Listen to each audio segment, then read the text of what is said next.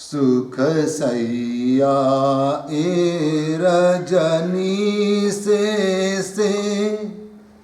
उतरता 14 सुपन देखे, उतरता 14 सुपन देखे। तीर्थंकर परमात्मा की माता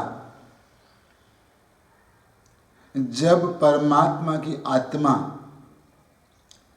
गर्भ स्वरूप आती है तब माँ आराम से सैया पर सोई हुई रहती है और तब वह माँ 14 स्वप्न देखती है। गुजरातीમાં કહે છે પુત્રના લક્ષણ પારણામાં, यानी कि जो संतान होती है वो संतान के लक्षण, वह संतान कैसी होगी वह आपको बचपन में ही पता चल जाता है। वह संतान कैसी होगी वह माँ की कोख में आते ही पता चल जाता है। सुखसैया इसे कहते हैं कि जहाँ लेटने के बाद कुछ देर में ही तुरंत नींद आ जाती है,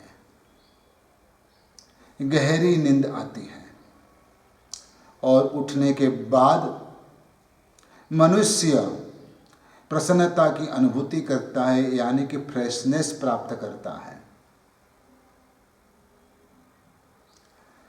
सोने के बाद यदि उठना है तो आपको चाहिए कि आपकी नींद अच्छी होनी चाहिए, गहरी नींद होनी चाहिए और आराम से सो, टेंशन मुक्त होके सो जाओ। सुखसैया इसे कहते हैं कि जहां सोने पर सुख की अनुभूति हो, अच्छा लगे, सुकून मिले, वैसी सैया होनी चाहिए। आपका मन भी शांत और प्रशांत होना चाहिए। टेंशन वालों को, हाई बीपी वालों को, स्ट्रेस लेने वालों को ये सुकून नहीं मिलते, ऐसी निद्रा नहीं मिलती, ऐसी नींद नहीं आती, ऐसी सुखसैया उसके नसीब में नहीं होती है। उसके लिए तो दुखसैया होती है और दुखसैया 4 तरह की बताई है। एक, अरिहंत तो परमात्मा के वचनों के प्रति अश्रद्धा रखना, उसको दुखसैया कहा है। जिनको भगवान के वचनों के ऊपर श्रद्धा नहीं है, जिन वचनों के प्रति श्रद्धा नहीं है, वह कभी भी चैन से सो नहीं पाएगा। जिनको भगवान के वचनों के प्रति श्रद्धा है वह चैन से सो जाएगा। क्यों? कि भगवान ने कहा है कल की चिंता मत कर। लोग भूतकाल की बातें सोचकर दुखी होते हैं, कल का टेंशन लेकर दुखी होते हैं और इस बीच में आज का सुख भी गंवा देते हैं। लेकिन भगवान कहते हैं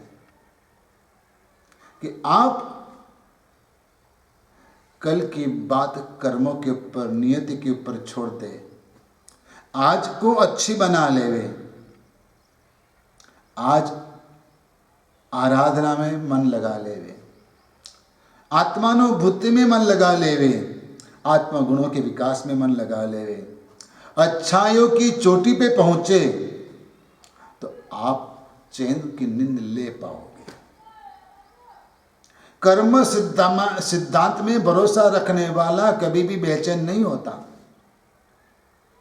उनको कर्म सिद्धांत का पता होता है कि कर्म सिद्धांत क्या कहता है कि मैंने जो किया है वही मुझे मिलने वाला है। मैंने जो पोस्ट मेरे ऊपर डाली है, मेरे नाम डाली है, वही पोस्ट मुझे मिलने वाली है। तो आखिर बेचैनी क्यों? जिनको भगवान के वचनों के प्रति श्रद्धा नहीं है, उसके लिए कोई भी सैया चाहे कितनी भी अच्छी हो, लेकिन वह दुख सैया है। चाहे ऐसी कमरे में क्यों न सोता हो, लंबी चौड़ी गद्दी क्यों ना हो, मदहोशी का माहौल क्यों ना हो, फिर भी वह दुख सैया है। लेकिन जिनको भगवान के वचनों के प्रति श्रद्धा है, उनके लिए कोई भी सैया सुख सैया है। मैणा को एक कुष्ठ रोगी के साथ शादी करनी पड़ी। पिताजी के वचनों के आधार उसने कर ली, लेकिन पहली रात जहां सोने को मिला, जहां बैठने को मिला, जहां रहने को मिला, वहां कौन सी सैया थी? क्या राजमहल से कोई गद्दियां भेज गई थी? क्या कोई होटल में बुकिंग करवाया था? नहीं, ऐसा कुछ नहीं था। बिछाने के लिए दरी भी मुश्किल से थी, ऐसा मान लो। लेकिन फिर भी मैना के मन में भगवान अरिहंत परमात्मा के वचनों के प्रति श्रद्धा थी, इसलिए वह भी उसके लिए सुख सैया हो गई। दूसरी बात, यदि दूसरों को जो लाभ मिल रहा है वह मुझे मिले, वैसा सोच रखने वाला भी दुख सैया में है। उसको मिला, मुझे क्यों नहीं मिला? मुझे भी चाहिए। देरानी को मिला तो मुझे चाहिए, मेरी भाभी को मिला तो मुझे चाहिए, ननद को मिला तो मुझे चाहिए, मेरे भाई को मिला तो मुझे चाहिए, मेरे मित्र को मिला, मेरे फ्रेंड को मिला, मेरे दोस्त को मिला तो मुझे भी चाहिए। क्यों चाहिए उसका कोई पता नहीं, लेकिन उसके पास है तो वो मुझे भी चाहिए। ये दुख सैया है। ये बच्चों वाली बात है, लेकिन फिर भी बड़े बड़े लोग भी इसमें फंसते हैं और परेशान होते हैं, चैन से नींद नहीं ले पाते हैं। ये दुख सैया है। मुझे मिलाए वही पर्याप्त है, बस इतना मान लो तो सुख सैया है। तीसरी बात, इंद्रियों के अच्छे विषयों की इच्छा करना, उसके लिए भटकते रहना, वह दुख सैया है।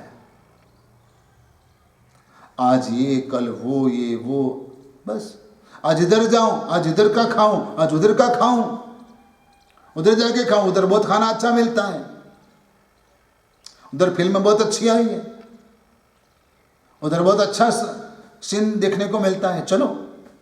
बस इंद्रियों के विषयों के लालसा, अलग अलग विषयों की लालसा, अभिलाषा, इच्छाएं, वह दुख सैया है। वह आपको चैन से सोने नहीं देगी, रात भर जगाएगी, दिन भर भटकाएगी। बस भटकते रहो, जागते रहो, परेशान हो जाओ। ये दुख सैया है।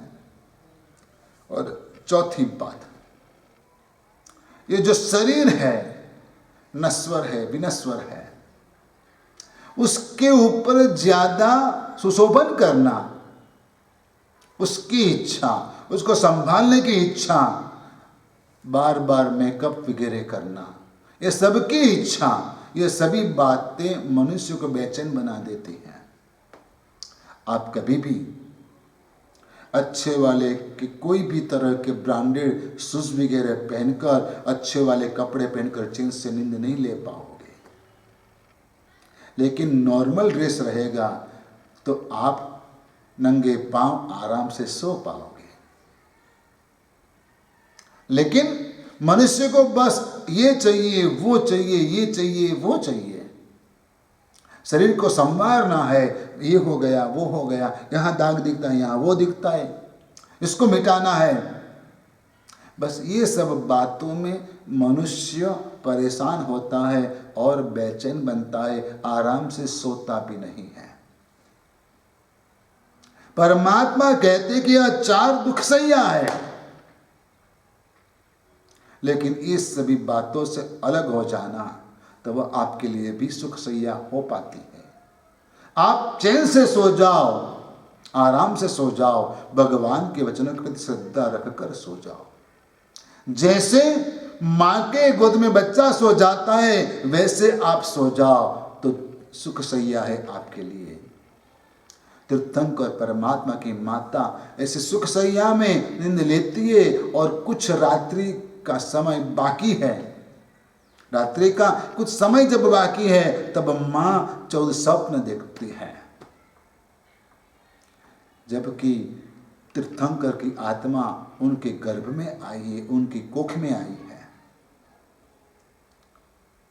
14 स्वप्न जो है वो एक एक स्वप्न परमात्मा तीर्थंकर अरिहंत परमात्मा जगत के उद्धारक का अवतरण की बधाई देने आए हैं।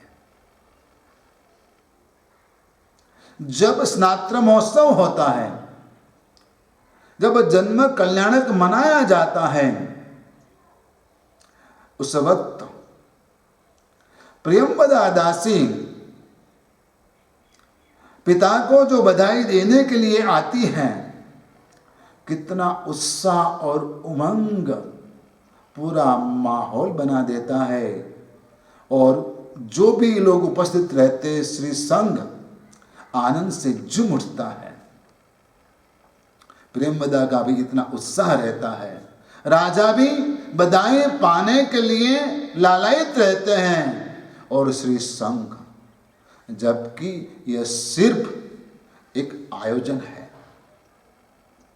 लेकिन माहौल ऐसा बनता है कि सच में भगवान का जन्म हुआ है। होता है तो स्टेज प्रोग्राम, लेकिन फिर भी सच में भगवान का जन्म हुआ है वैसा माहौल बन जाता है। और जब प्रियंवदा दासी उत्साह से श्री संघ के सन्मुख पिता को बधाई देती है और तब पिता उसको खुश होकर प्रसन्न होकर भेंट देते हैं। और जब ये जन्मोत्सव मनाया जाता है, इसके बाद कई सालों बाद भी ये जो करेक्टर करने वाले लोग रहते हैं, जो पात्र निभाने वाले लोग रहते हैं, उसका संबंध भी गाढ़ बन जाता है, घरेलू संबंध बन जाता है। ये भगवान के जन्मोत्सव का महिमा है, उसका प्रभाव है कि न जान न पहचान फिर भी क्लोज रिलेशन बन जाते हैं, क्योंकि हमने भगवान का जन्मोत्सव साथ में मनाया था। यह प्रेमवदा दासी बधाई देने के लिए आई थी, प्रेमवदा बन के भगवान के जन्म की बधाई दी थी।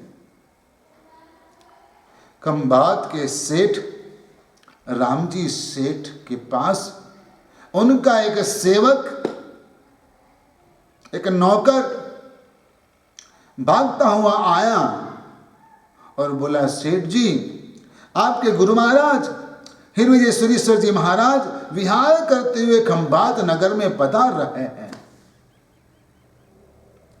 सेठ प्रसन्न हो गए, खुश हो गए, उत्साहित हो गए और सेठ ने अपने पास अपने ऑफिस के अंदर अपनी पेड़ी के ऊपर बहुत सारी चाबियां बहुत सारे गोदामों की रखी हुई थी और उसको बोला, ले चाबियां, जो भी चाबी चाहिए वो ले ले और जिस गोदाम की चाबी मिल जाए वो गोदाम की चाबी से जो गोदाम खुले उसमें जो भी माल है सब तेरा जा।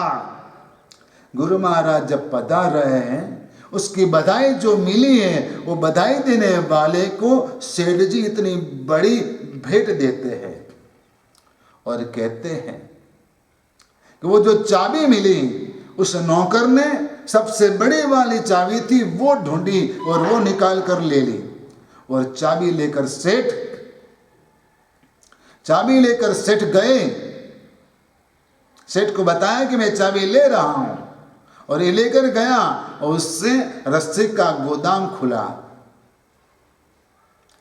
आज से करीब 400 साल पहले और रस्सी का गोदाम खोला उसने तो जितनी भी रस्सी थी वो सब जब बेचने के लिए सौदा किया तो 36,000 रुपये उस जमाने के थे, उसको मिले थे। मांडवगढ़ के महामंत्री पेथड़ साहब, उनको एक गुरु भगवंत उनके धर्मगोस्वामी शिव जी महाराज पधारने की ऐसी बधाई मिली थी। तो बधाई देने वाले को मांडवगढ़ के महामंत्री पेथड़ शाह ने उनको सोने की जीभ भेंट दे दी, जिसके ऊपर 32 हीरे लगे हुए थे। कि क्यों? कि तूने मेरे गुरु महाराज के पधारने की बधाई दी। ठीक वैसे ये 14 स्वप्न मेरे परमात्मा को पधारने की बधाई हमें दे रहे हैं। परमात्मा हम पधार रहे हैं यहाँ पर, उनकी बधाई वो दे रहे हैं। और इसलिए जब पर्युषणा पर्व में भगवान का जन्मोत्सव मनाया जाता है, जन्म वांचन किया जाता है, तब हर जगह श्री संघ में 14 स्वप्न दर्शन कराए जाते हैं। और एक एक स्वप्न दर्शन कराने के लिए हजारों लाखों की बोलियां लगती हैं। और दर्शन कराने का समय सिर्फ 2 मिनट का होता है। और 2 मिनट के लिए हजारों लाखों रुपये लोग खर्च कर देते, बोली लगा देते हैं। क्यों? कि मेरे भगवान के जन्म की बधाई ये सपना दे रहा है और इसका दर्शन श्री संघ को कराना, इससे बढ़िया लाभ कौन सा हो सकता है। ऐसा मानकर लोग खर्च कर देते हैं। ये भगवान के जन्मोत्सव की महिमा है। और जब भगवान पधारने वाले हैं, वह भगवान के आने के पहले सूचित किया जाता है कि ऐसे मेरे भगवान होंगे। तो सपना वो सूचित करते कि भगवान कैसे होंगे, ये आत्मा कैसी होगी, वो बताते हैं। पहले गजवर डीठो बीजे ऋषभ पैठो त्रिजे केसरी सिंह चौथे लक्ष्मी अभिहन। पहले गजवर डीठो बीजे ऋषभ पैठो, हाँ हाँ बीजे ऋषभ पैठो। पहले हाथी देखा, माने कि जो हाथी सफेद है और वह हाथी ऊपर से आकाश से उतरता हुआ मेरे मुख में प्रवेश कर रहा है, वैसा माता ने स्वप्न में देखा है। हाथी क्या कहता है? कि हाथी कहता है कि मैं विराट हूँ, मेरी बॉडी बहुत मजबूत और बड़ी है। यह आत्मा जो आने वाली है, वह आत्मा भी विराट व्यक्तित्व वाली है। यह हाथी जो है सभी जीवों के लिए हितकर है, क्योंकि वह ज्यादा हिंसा नहीं करता। इतना बड़ा होने के बावजूद वह पत्ते पौधे वगैरह खा लेता है, हिंसक नहीं होता। इसलिए आत्मा अहिंसक होगी। और दूसरी बात, हाथी के कान छोटे होते हैं। हाथी के कान छोटे होते हैं, इसलिए वो हाथी जैसे यह आत्मा सभी जीवों की वेदना को सुनेगा। भले हाथी के कान बाहर से बड़े दिखते हैं, लेकिन वास्तव में छोटे होते हैं। लेकिन वो ध्यान से बहुत कुछ सुन लेता है। वैसे आत्मा अंतरात्मा की दिव्य ध्वनि भी सुनेगी और उसको यह दिव्य ध्वनि सुनाई देगी और सभी जीवों की वेदना भी सुनेगा। हाथी का एक खास बात हाथी की यह है कि उसके पीछे कुत्ते भौंकते रहते, लेकिन हाथी कभी भी कुत्ते की बात सुनता नहीं। ठीक वैसे ही मोह रूपी श्वान इस आत्मा के पीछे भौंकेंगे, लेकिन यह कभी भी सुनेगा नहीं। हाथी की आंखें सूक्ष्म होती हैं, छोटी होती है। यह आत्मा सूक्ष्म दृष्टि वाला होगा। यह आत्मा संसार की विनश्वरता को देख लेगा हाथी की चाल निर्भय होती है, आराम से चलता है हाथी। ठीक वैसे ही आत्मा निर्भय होगी संसार के अंदर। हाथी का स्वप्न यह सूचित करता है कि यह आत्मा कैसी होगी। बीजे वृषभ पैठो, बीजे वृषभ पैठो, वृषभ यानी बेल। हाथी की नाक लंबी होती है, वितरागता की दिव्य सुगंध यह मानेगा, उसको मिलेगी वितरागता की दिव्य सुगंध। वैसे हाथी जैसे यह सूचित करता है, वैसे 14 स्वप्न अलग अलग बात हमें सूचित करती है। बीजे वृषभ पैठो, बेल का देह सफेद होता है, धवल होता है, श्वेत वर्णी होता है। वैसे यह बच्चा, यह बालक का देह सुकोमल होगा, मनोहर होगा। बैल कितना भी बार हो उठा लेता है बैलगाड़ी के साथ साथ, वैसे ही यह बालक महाव्रतों का भार उठाने वाला होगा, बोझ उठाने वाला होगा। और यह जो बैल रहता है वह चाहे कुछ भी हो जाए अपने मालिक के ऊपर फिदा रहता है और मालिक की सेवा करता रहता है। यह आत्मा जो मां की कोख में आई है वह भी वैसे गुणों से संपन्न होगी और उपसर्ग परिसर सहन करने में भी अड़ग होगी। त्रिजे केसरी सिंह, त्रिजे केसरी सिंह, सिंह शौर्यवान होता है। यह आत्मा मोह के सामने शौर्य दिखाकर जीत लेगी अपने आप को, मोह राधा को वश कर लेगी। सिंह भूखा मरता है लेकिन कभी घास नहीं खाता, वैसे यह आत्मा जो भी प्रतिज्ञा लेगा वह सब प्रतिज्ञा पूर्ण करेगा, कभी भी पीछे हट नहीं करेगा। सिंह की आदत है जिसको सिंह वृत्ति कहा जाता है। कुत्ते को यदि पत्थर मारा जाए तो वो कुत्ता पत्थर को सूंघने के लिए जाएगा, पत्थर को काटने के लिए दौड़ेगा, लेकिन पत्थर फेंकने वाले तक नहीं देखेगा। लेकिन सिंह जो है उसको तीर मारा जाए तो वह तीर के सामने नहीं देखता है, लेकिन तीर फेंकने वाले के ऊपर तराप मारता है, तीर मारने वाले के ऊपर तराप मारता है और उसके ऊपर घाव करता है, उसके ऊपर हमला करता है। ठीक यह आत्मा दुख कौन देता है उसके ऊपर ध्यान नहीं देगा, लेकिन दुख क्यों आया वो दूसरे के ऊपर ध्यान देगा और दोष मिटाने का प्रयास करेगा। यह शिववृत्ति वाला होगा आत्मा, यह आत्मा शिववृत्ति वाली होगी। चौथे लक्ष्मी अभिहा, चौथे लक्ष्मी अभिहा। कोई यदि पूछे कि 14 स्वप्न में से सर्वश्रेष्ठ स्वप्न कौन सा, तो मेरे हिसाब से प्रत्येक स्वप्न सर्वश्रेष्ठ है। चाहे भले लोग लक्ष्मी की लालसा में लक्ष्मी जी का स्वप्न का चढ़ावा ज्यादा बोले, लेकिन कोई फर्क नहीं पड़ता। शास्त्रों की अपेक्षा से 14 स्वप्न एक समान है। कोई स्वप्न अच्छा कोई कम अच्छा ऐसी कोई बात है ही नहीं। चौथे लक्ष्मी अभियान, लक्ष्मी का मतलब तो आप वैसे ही समझते हो, भौतिक लक्ष्मी और आंतरिक लक्ष्मी। यह आत्मा भौतिक लक्ष्मी को भी अच्छे से भुगतेगा और आंतरिक लक्ष्मी को भी वह प्राप्त करेगा। जैसे लक्ष्मी सभी को पसंद है, वैसे यह आत्मा सबको पसंद आएगी। यह बच्चा, यह बालक सबको पसंद आएगा। सब उनको अपने पास रहने के लिए सोचेंगे कि बच्चा हमारे पास क्यों ना हो।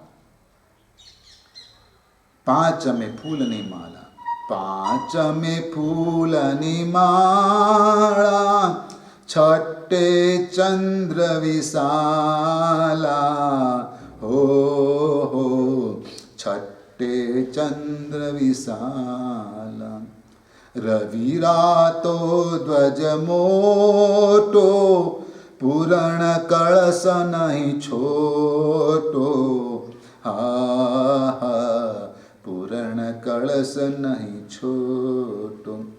पुष्पर की माला, फूलों की माला, जिस फूलों की माला में सभी तरह के, सभी वर्ण के, सभी ऋतुओं के पुष्प हैं, और उससे बनी हुई माला है, और वैसी माला पांचवें स्वप्न में मां दिखती है, अर्यन परमात्मा की माता, और फूल की खुशबू चारों ओर फैलती है।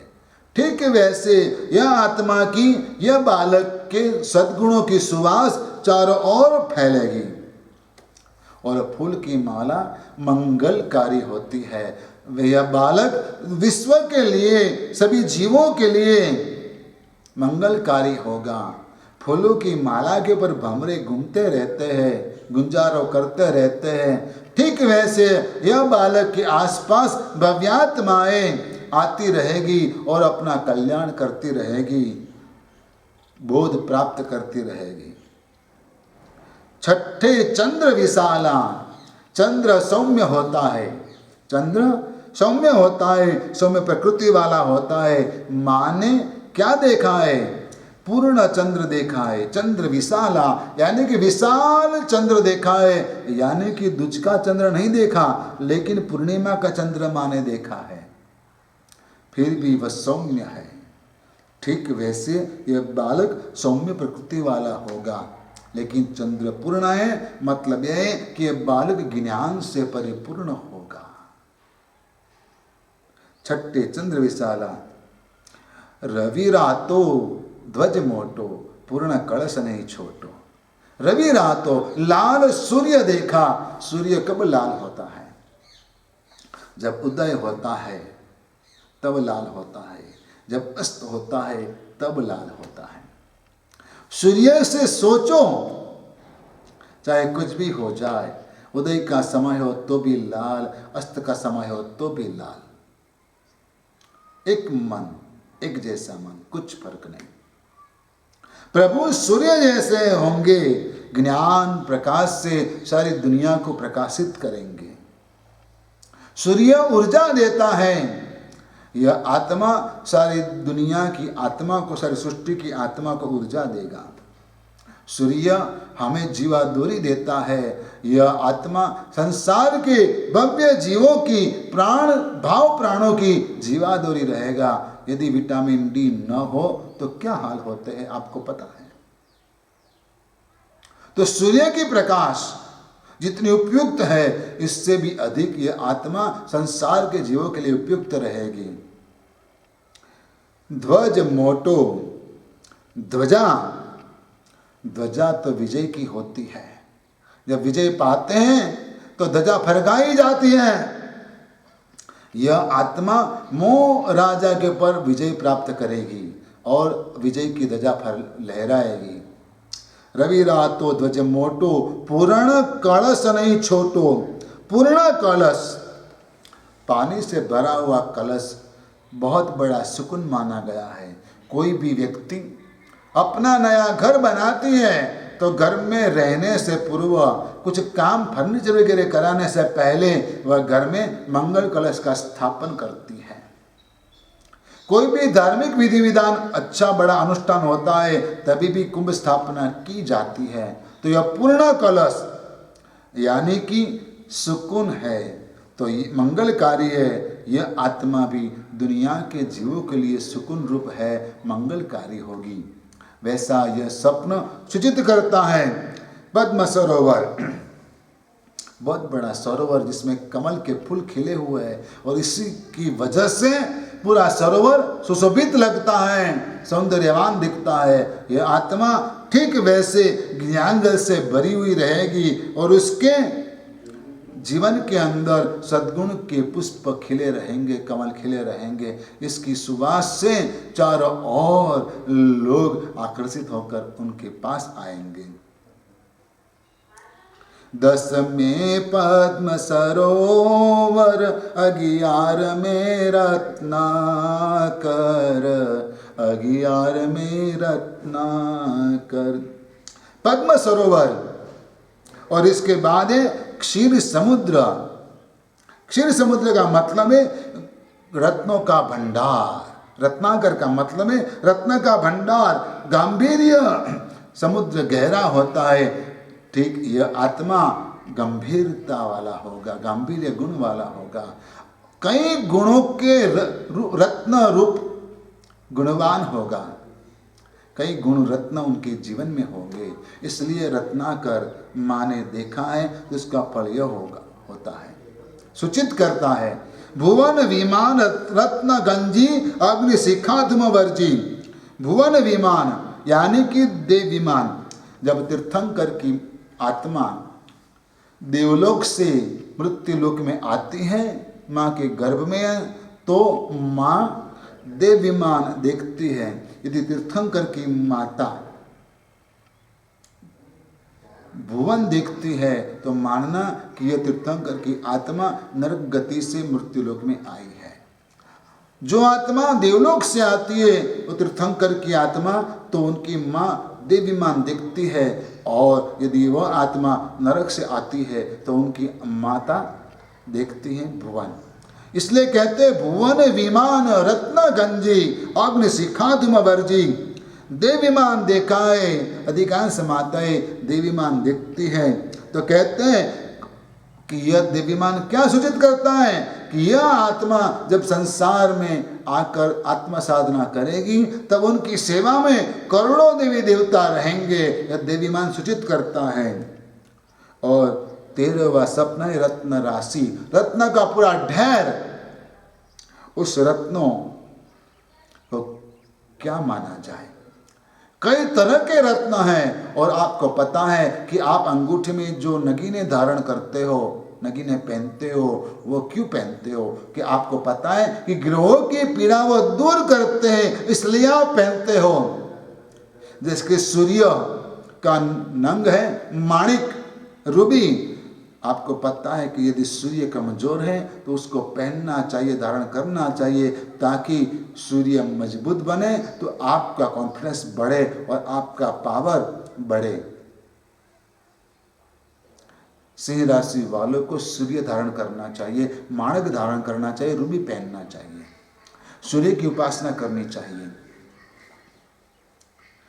और चंद्र का नंग है मोती, पर्ल, और वह पहनना कर्क राशि वालों को लाभदायी होता है। जो मन के कमजोर हैं, जिसको डिप्रेशन रहता है, उसको चंद्र की अंगूठी यानी कि मोती पहनना चाहिए, पर्ल पहनना चाहिए, ताकि उसका मन शांत रहे, मन कंट्रोल में रहे। और इसके बाद है पोखराज, गुरु, पीला होता है, और उसका जो नंग है वह गुरु ग्रह का नंग होता है। उसकी राशि है धनु और मीन राशि। ये राशि वालों को गुरु पहनना चाहिए, और अधिकांश लोग गुरु का नंग पहनते हैं, क्योंकि गुरु कभी किसी का खराब करते नहीं हैं, बुरा करते नहीं हैं, और धन देता रहता है, इसलिए गुरु पहनते, पोखराज पहनते हैं। धनु राशि वाले और मीन राशि वाले को ज्यादा पहनना चाहिए, जरूरी है। और वैसे डायमंड वृषभ राशि और तुला राशि वालों को पहनना चाहिए। मूंगा मेष और वृश्चिक राशि वालों को पहनना चाहिए। नीलम जो है मकर और कुंभ राशि वालों को पहनना चाहिए। उसकी वजह से उसके ग्रह उसके ऊपर कृपा बरसाते हैं, ये ज्योतिष शास्त्र कहता है। तो रत्नों का राशि जो है वो जिसके पास आएगा, जो माँ दिखती है, उसका लाल सारी दुनिया के लोगों का दुख दूर करेगा। इसलिए तो कहा है भद्रबाहु स्वामी जी ने कि आप तीर्थंकर परमात्मा का नाम लो, आपका कल्याण हो जाएगा। सूर्य के लिए पद्मप्रभ स्वामी, चंद्र के लिए चंद्रप्रभ स्वामी, मंगल के लिए वासुपूज्य स्वामी, बुध के लिए शांतिनाथ जी, गुरु के लिए आदिनाथ जी, शुक्र के लिए सुविधिनाथ जी, शनि के लिए मुनीश्वर स्वामी जी, राहु के लिए नेमीनाथ जी और केतु के लिए पार्श्वनाथ जी। उनकी आराधना करो, काम हो जाएगा आपका। गुण रत्नों का राशि देखा है, यानी कि आने वाली आत्मा रत्नों का ढेर समान होगी। उनके पास गुण रत्नों का ढेर होगा, बहुत सारे गुण होगा। और अग्नि शिखा धूमवर्जी, अग्नि की ज्योत है लेकिन धुआं नहीं है। वैसी अग्नि की ज्वाला मां ने 14वें सपने में देखी है। और वह क्या सूचित करती है? अग्नि का काम क्या है? शुद्धि करना। स्वर्ण को शुद्ध करता है अग्नि। ठीक वैसे यह आत्मा अपनी और भव्यात्माओं की शुद्धि करेगा, शुद्धि करने वाला होगा। वैसे सूचित करने वाले इतने अद्भुत स्वप्न है। और ये स्वप्न माता ने देखा है। उतरता 14 स्वप्न देखे, उतरता 14 सुपन देखे, सुख सैयाए रजनी से उतरता 14 सुपन देखे। ठीक इस रूप से माँ ने 14 स्वप्न देखे जब माँ सोई है, गहरी नींद ले चुकी है और अर्ध जागृत अवस्था में है, तब माता ने ये 14 स्वप्न देखे हैं। ये 14 स्वप्न बहुत सी बातें सूचित करते हैं। पहली बात जो मैंने बताई, ये 14 बातें या 14 स्वप्न सूचित करते हैं। दूसरी बात कि आध्यात्मिक विकास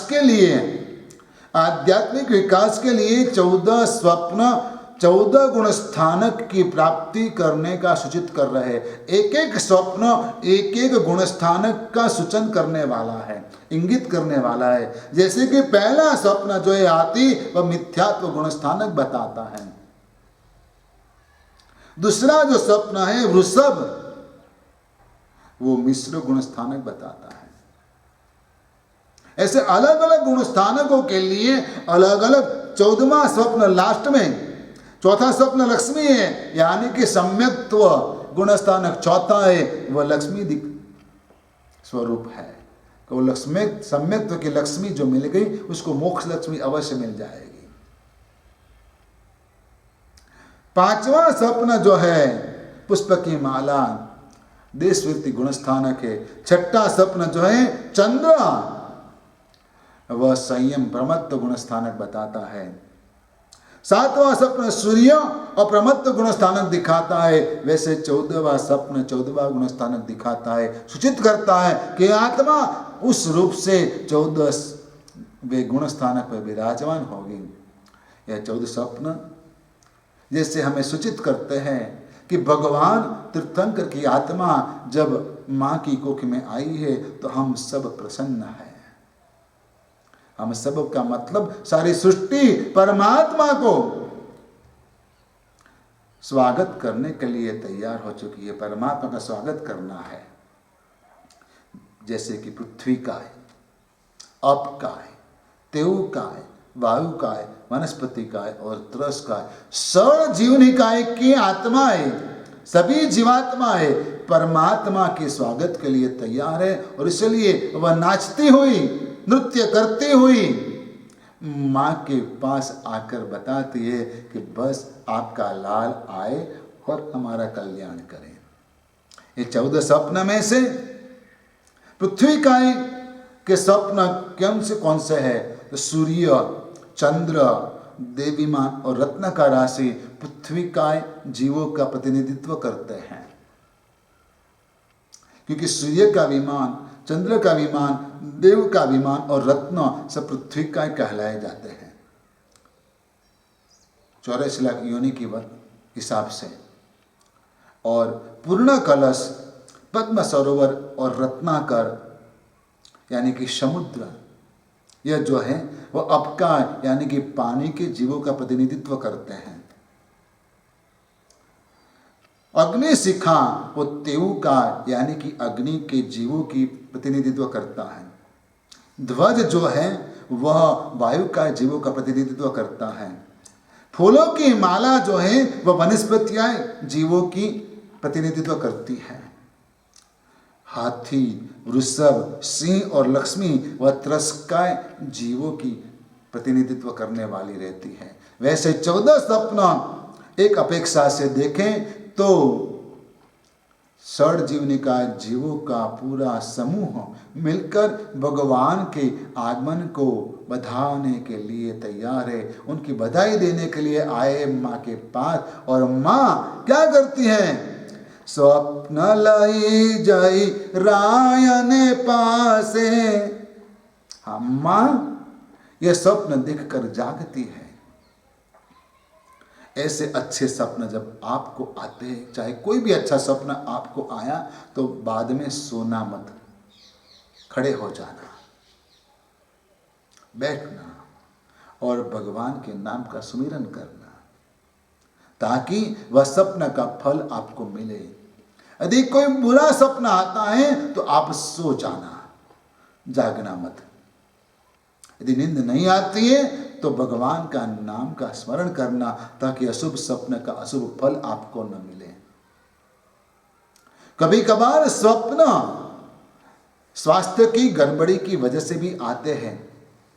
कभी कभार स्वप्न मन की बेचैनी की वजह से भी आते हैं, और इसलिए आप हर स्वप्न के बारे में ज्यादा सोचे मत। यदि आपके पुण्य के वजह से, आपकी धर्म आराधना की वजह से कोई अच्छे स्वप्न आपको आते हैं तो उसके बारे में ही सोचना।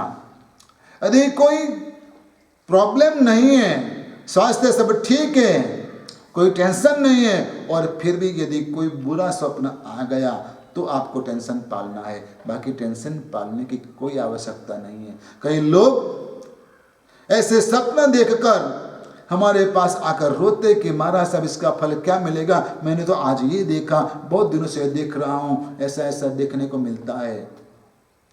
शास्त्रकार भगवंत कहते हैं, कल्पसूत्र में पूरा स्वप्न शास्त्र का वर्णन किया जाता है, और कहते हैं कि जो स्वप्न बार बार आता है वह स्वप्न का भी कोई फल नहीं मिलता है। दूसरी बात कि अशुभ स्वप्न के बाद शुभ स्वप्न आता है तो अशुभ स्वप्न का फल टल जाता है और शुभ स्वप्न का फल मिलता है। लेकिन शुभ स्वप्न के बाद अशुभ स्वप्न आया तो मान लेना कि शुभ का फल नहीं, अशुभ का फल मिलेगा। इसलिए शुभ स्वप्न आने के बाद, अच्छे स्वप्न आने के बाद सोना मत। कई लोग उठ तो जल्दी जाते हैं, लेकिन बाद में लेटे रहते, पड़े रहते हैं बिस्तर पे। एक युवक को मैंने पूछा कि तू रोज मंदिर जाता है? तो बोलता है नहीं। मैंने बोला क्यों? जल्दी से उठता नहीं क्या? और कहता है गुरु महाराज मैं जल्दी से उठ तो जाता हूं, लेकिन बाद में 2 घंटा वैसे ही पड़ा रहता हूं। जो लोग वैसे पड़े ही रहते उसका कुछ नहीं होना है।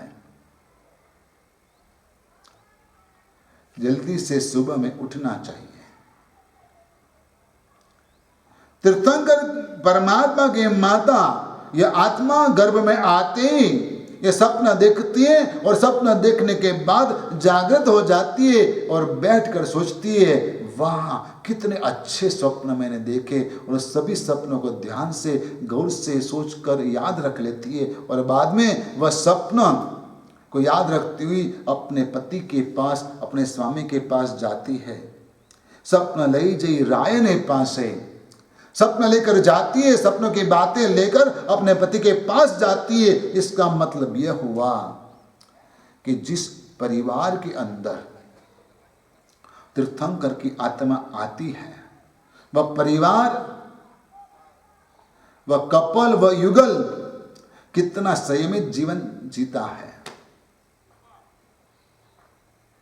यह इशारा करता है आपके प्रति कि आपको कैसा जीवन जीना चाहिए। आज भी कृष्ण आने के लिए तैयार हैं, लेकिन अर्जुन कहां है? पहले अर्जुन बनो, कृष्ण अपने आप आ जाएंगे। युग प्रधान की आत्माएं आने के लिए तैयार है, लेकिन युग प्रधान पैदा हो वैसी कोख कहां है। कई माताएं पेट में आते ही बच्चों को खत्म कर देती है। इतना भयंकर पाप करती है, संयमित जीवन जीती नहीं है, और इसकी वजह से इस संसार में ऐसी आत्माएं आती भी नहीं है। यदि महावीर चाहिए आपको तो आप त्रिशला और सिद्धार्थ बनो। आपका जीवन इतना संयमित बनाओ कि जिस दिन यह बालक मां की कोख में आया है, जिस रात को, उस रात को भी दोनों का शयनखंड अलग अलग है। स्वप्न लई जई राय ने पासे, यह क्या बताता है? और यह बात कल्पसूत्र में सुनकर विजय सेठ और विजया सेठानी ने 32 साल की युवा उम्र में लाइफ टाइम के लिए परमानेंटली चतुर्थ व्रत का नियम ले लिया था। महामंत्री पेथरसा ने भेंट में मिली प्रभावना की पूजा की जोड़ का उपयोग नहीं किया। तब उसकी पत्नी ने बताया, पूछा कि क्यों नहीं पहन रहे हो पूजा की जोड़? तब कहा कि व्रत लेना है और तभी यह प्रभावना की पूजा की जोड़ मैं पहन सकता हूं, नहीं तो नहीं पहन पाऊंगा। पत्नी ने कहा, तो किस बात की इंतजार कर रहे हो, देरी है, चलो ले लेते। और महामंत्री पेथरसा ने भी 32 साल की उम्र में अपनी पत्नी के साथ चौथा व्रत ले लिया था। ऐसा संयमित जीवन जीने वाले के घर पर ही उसके परिवार में महावीर आते, तीर्थंकर की आत्मा आती है। स्वप्न लई जई राय ने पासे, कुछ भी बात हो सर्वप्रथम पत्नी की फर्ज है कि वो अपने पति को बताए। डायरेक्ट अपनी माँ को मत पूछे, अपनी माँ को मत बताओ कि माँ आज ये हुआ, आज वो हुआ। जो बेटी के घर में शादी के बाद भी उसकी माँ दखल करती रहती है, वो बेटी कभी भी संसार में सुखी नहीं रह पाती। माँ को चाहिए कि अपनी बेटी को सुखी रखना है तो उसके संसार में वो दखलगिरी मत करे।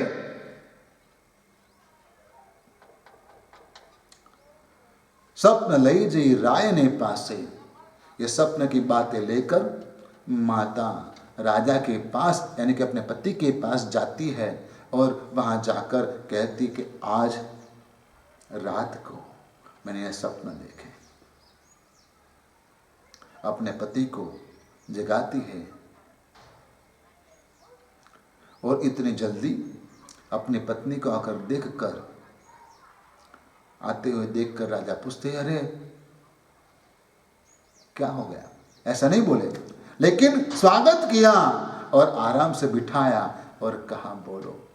और तब 14 स्वप्न जो भी आए थे वो बताए और इसके बाद राजा ने उसका फल बताया। स्वप्न लई जई राय ने पासे, राजा अर्थ प्रकाशे। इसके बाद राजा ने उसका फल कहा, राजा ने उसका फल कहा कि इसका फल क्या होगा, इससे क्या होगा।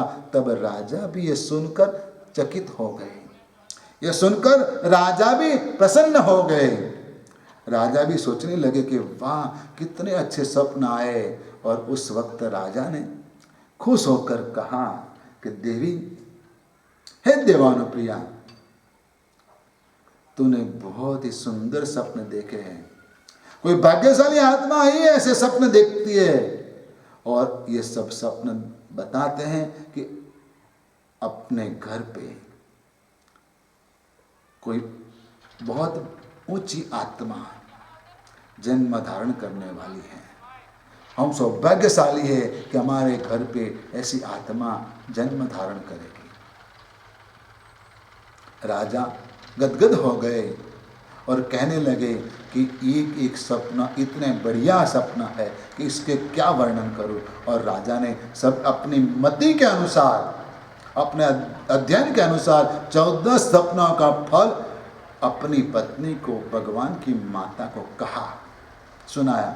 माँ भी प्रसन्न हो गई, बोलती है धन्य है इतने अच्छे स्वप्न, बस ऐसा ही फल मैं प्राप्त करना चाहती हूँ। और राजा की बात वो स्वीकार कर लेती है। स्वप्न लई जई रायने पासे राजा अर्थ प्रकाशे। राजा ने इसका फल कहा। भगवान ऋषभदेव के समय के अंदर कोई स्वप्न लक्षण शास्त्री नहीं थे, इसलिए स्वयं राजा ने फल कथन किया था। और बाकी तीर्थंकरों के अवसर पर उनके पिता सामान्य फल कथन करते हैं और कुछ विशेष बातें भी कहते। इसके बाद स्वप्न लक्षण शास्त्रियों को बुलाते हैं और उसको बुलाकर स्वप्न का फल पूछते हैं, ताकि उसको भी तसल्ली हो जाती है कि नहीं, मैंने जो सोचा था, मैंने जो रानी को कहा था, मेरी पत्नी को जो कहा था, पटरानी को जो कहा था, वह सत्य है। और इसलिए वह स्वप्न फल स्वप्न शास्त्री को भी पूछ लेते हैं।